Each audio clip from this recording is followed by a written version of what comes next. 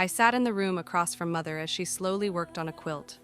I watched as her hands shook ever so slightly through the effort.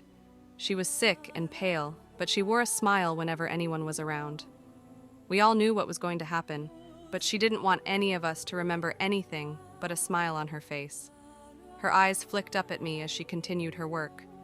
I understand Frandlin Evo has been calling on you more and more often.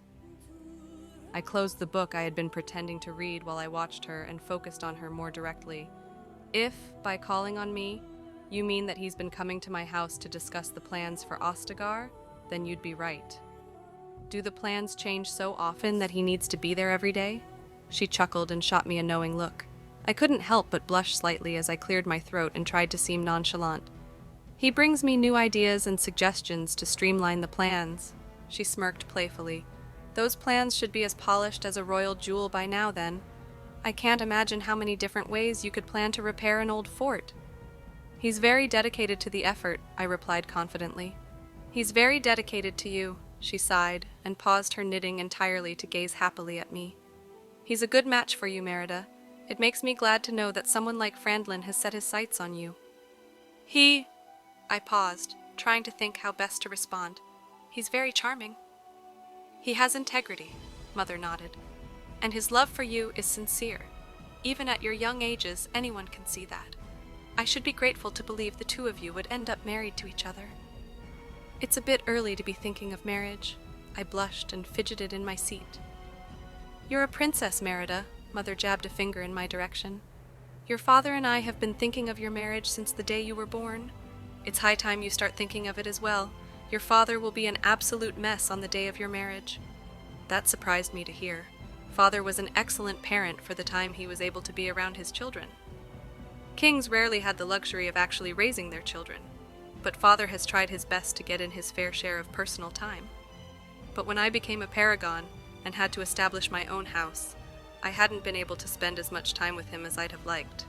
Combining that with the fact that Trian had been the one to primarily raise me, I hadn't actually thought that my marriage would affect Father very much. Do you think so? I asked with surprise. He's never seemed overly attached to us like that. Your father loves and adores all of his children, Mother insisted. But you are his little girl, his one and only princess. Do you know what he told me on the night of your birth? Tell me, I grinned. Some insight into Father's thoughts on me seemed like an interesting thing to have. He was sitting next to me as I rested, holding you in his arms. Mother sat back in her chair and mimicked the pose Father had been in. He looked at me and said, I can't wait for her to come running up to me to tell me what she learned that day, or to come sprinting into the throne room shouting, Papa, Papa, whenever she gets to see me. Mother chuckled, and I smiled, but my smile was hollow. It occurred to me that I had never done any of those things. In fact, I had never done anything remotely of the sort. Not with Father, anyway. I cast my eyes down. He never got to see me like that. Mother hummed, seeming to understand my sudden melancholy. He saw how attached you were to Trian. Truth be told, he was a little disappointed, but he found that what he lost in your excitement was worth it for what he gained in return. I looked back up at her, curious for her to continue. What did he gain? You brought out the best in Trian, Mother smiled softly. He was always so serious, so focused on becoming the heir Orzammar needed him to be. He wouldn't joke or smile or allow himself hardly any levity at all. When he started taking care of you, however, Trian would smile every day. When? I almost shouted, never having noticed Trian smile even once when I was little. He'd always seemed so dire in my education. Oh, every day, Mother insisted. Whenever he talked about you, when it was time for you to change your outfits, he would always keep us apprised of your progress. He'd describe your efforts in great detail, and a smile would creep onto his face. I never knew, I smiled softly. I only ever really found out the day before we took Idukan Theg. Trian's pride in you changed him, Merida. Mother relaxed a bit in her chair. For the better, that's for certain. It was that change that your father loved. He may not have been able to spend as much time with you as Trian did, but he was able to watch Trian change into the softer, more mature man that your father had hoped he would be. I feel like I've denied father a great many memories by not acting my age, I sighed. Don't you dare, mother huffed. Your father couldn't be more proud of you. Neither could I, for that matter. And we did get to see you act your age once. It was when King Merrick visited. Do you remember? You were so excited. We'd never seen you so happy. We talked about that for months. It's still one of our favorite memories to revisit. I laughed and shook my head. I remembered acting like an absolute fangirl that day. I was so excited to meet King Merrick that I forgot my etiquette in the moment until Trian reined me in. I was excited to meet them, I giggled. Oh, that much was obvious. Mother laughed for a few moments before the laughter became a series of heavy coughs. My jovial expression shifted to worry as I moved to stand and check on her. Mother waved me back to my seat, though.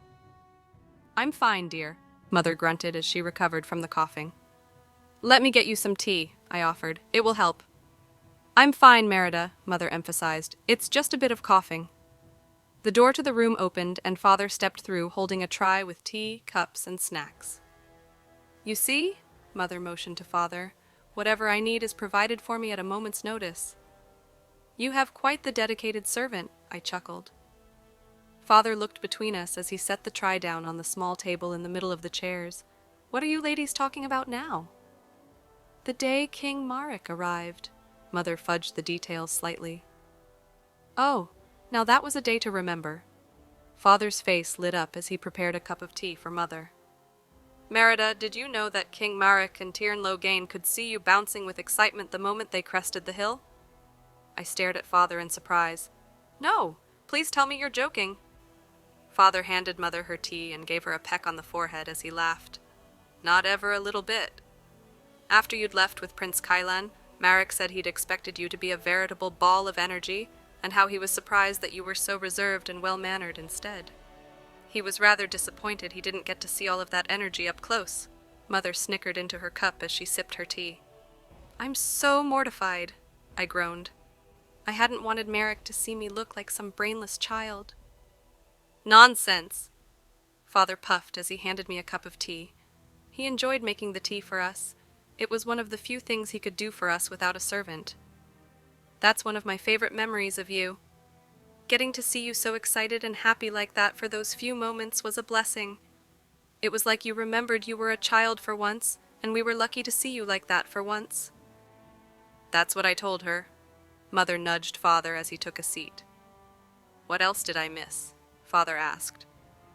I was telling her how she and Frandlin were a good match, Mother smirked. Father nodded in agreement and leaned toward me. He and his family are well regarded, and he's worked almost as hard as you to bring the reputation of his house back to its former prestige. He'll make you a fine husband one day, my girl. It would take a horde of darkspawn to keep him from marrying you.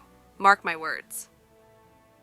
Well, let's hope it doesn't actually come to that, I shivered. Mother gave Father a swat on the shoulder.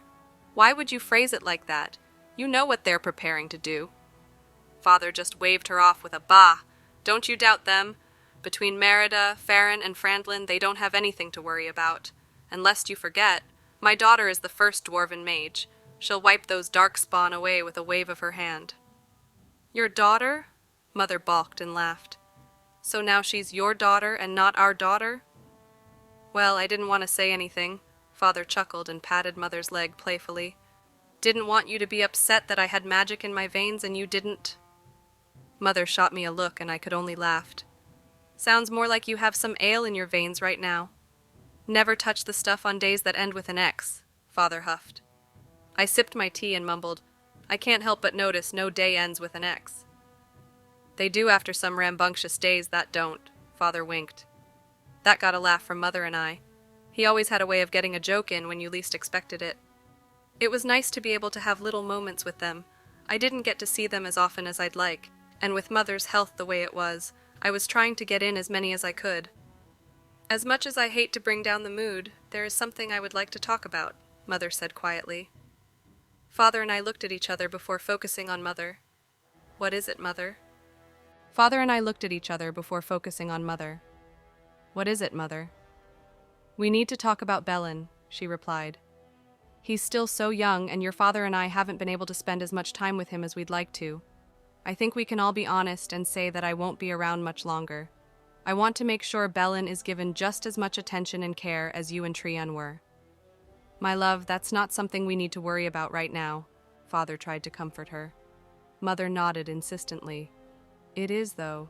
I've lived long enough to see my oldest be the first Idukan to sit in Idukan Thaig in generations, and my daughter become a paragon. I will not get to live to see what my youngest will become, but I want to make sure he has the chance to become something spectacular, just as his siblings have done. Father took Mother's hand and cupped in between his own. He'll make us all proud, I'm sure.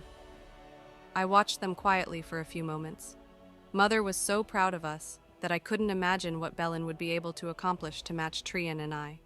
Still, I didn't want Mother to think that Bellin might be put to the wayside because we were already successful. I leaned in and smiled. You don't have anything to worry about, Mother. I've already spoken to Father about having Bellin live with me so that I can continue to oversee his education and training. Danya believes he has amazing potential as an enchanter. Mother looked at me and tears welled in her eyes. Her expression was sad and thankful. Oh, Merida, I'm afraid he won't understand what's happened for some time. Please be patient with him. I'll care for him like he was my own, I assured her. I stood and closed the distance between us, taking her free hand into mine.